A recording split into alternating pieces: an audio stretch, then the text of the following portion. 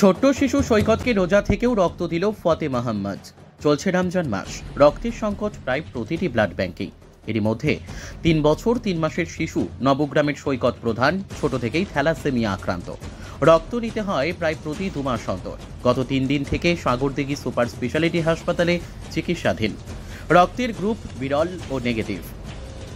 72 ঘন্টা ধরে খোঁজাখুঁজির পরও রক্তের সন্ধান পাননি মা তুফানি প্রধান। পিতা কর্মসূত্রে থাকেন ভিন রাজ্যে। অবশেষে সাগরদিঘি উইনার ওয়েলফেয়ার ট্রাস্টের সম্পাদক সঞ্জীব দাসের দ্বারস্থ হন সৈকতের মা তুফানি দেবী।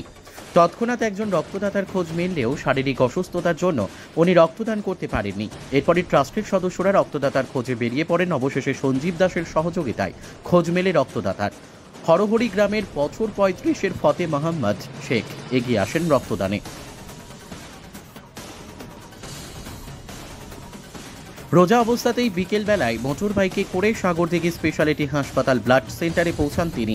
সেখানে সুজন দাস ও নূর হাসানের উপস্থিতিতে রক্তদান করেন তিনি।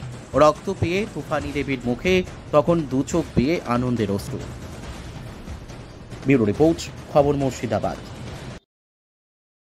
আপনার নাম? ফতে মোহাম্মদ। আপনার বাড়ি? হরড়ি। আপনি আজকে কাকে রক্ত দিতে এসেছেন? 2 বছরের একটা বাচ্চা।